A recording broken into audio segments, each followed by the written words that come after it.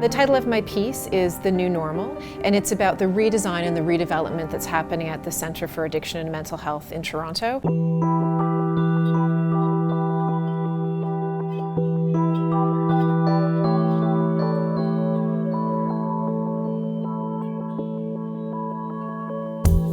The people at CAMH decided to redevelop the site to really transform both how the site looked and how the facilities operated, and also along the way to reflect some new philosophy and new theories about the treatment of mental illness and addiction.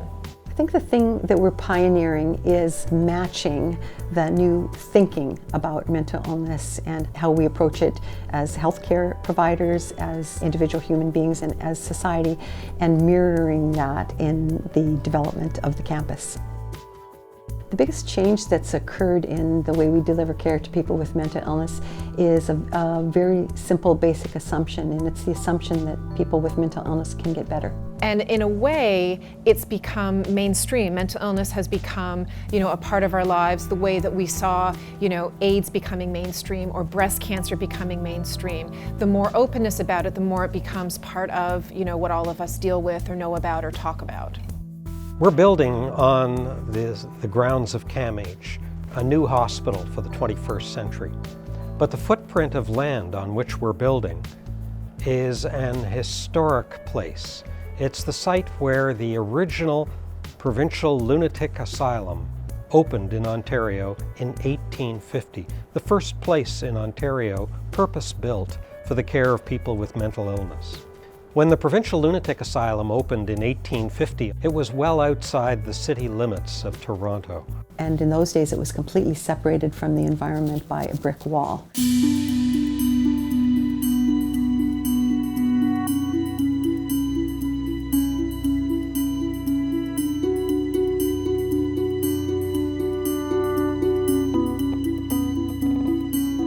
The walls, when they were built, really served two purposes.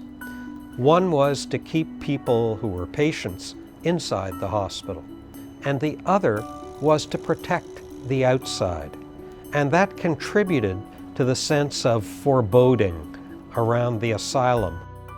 Now, the wall has tremendous heritage value. There's inscriptions on it from people with mental illness, their families, soldiers going off to war. So we can't obliterate or forget our history, but we can build anew in ways that bring down those barriers.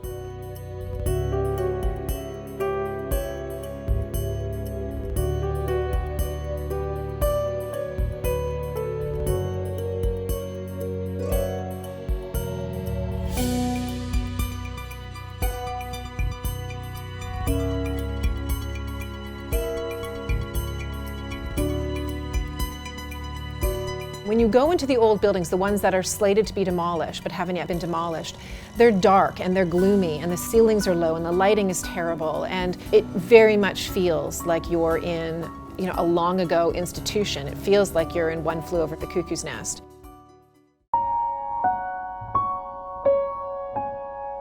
Now, the space welcomes visitors. It welcomes clients and their families. There's gyms, there's facilities for yoga, there's facilities for religious services. So the entire development process at CAMH since 1999 has been a huge undertaking involving many, many stakeholders. And the widely collaborative process involved all the neighbors in the neighborhood as the initial sort of public community engagement in the form of many town halls, and all the way through patients themselves, frontline nurses, clinicians, therapists, social workers. It's very much of a horizontal collaborative experience that really led from the vision to today. Certainly the sense I've had is that this was an unprecedented series of consultations. It even involved building model rooms that patients, families, staff could go through and provide us with input on. So the final build even reflected input on the model that people got to see. That in itself is very unique. That has not happened in my career up until that point in terms of a design project. Instead of living in these dark, cramped rooms without a lot of privacy, where everyone shared a bathroom on a ward, now the buildings are full of light.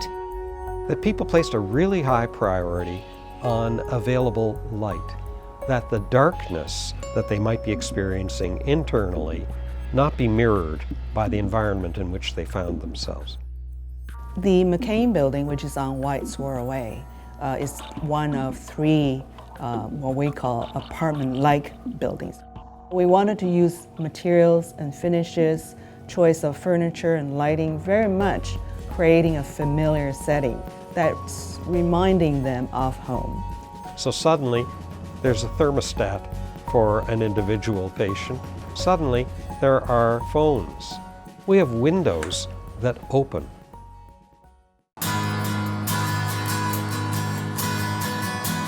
They've also chosen to put non-institutional buildings and offices and stores on the campus. So there's a daycare on the campus, there's a drugstore on the campus.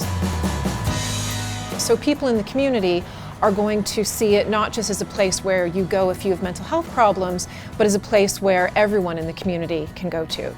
It's only an accident of the urban sprawl of Toronto that what was a semi-rural setting is now in the heart of the hippest part of downtown Toronto, West Queen West.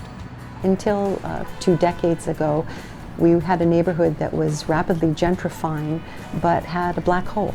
It had the asylum, which was fearful to many people. There was a degree of anxiety about what would happen when we were intending to make changes.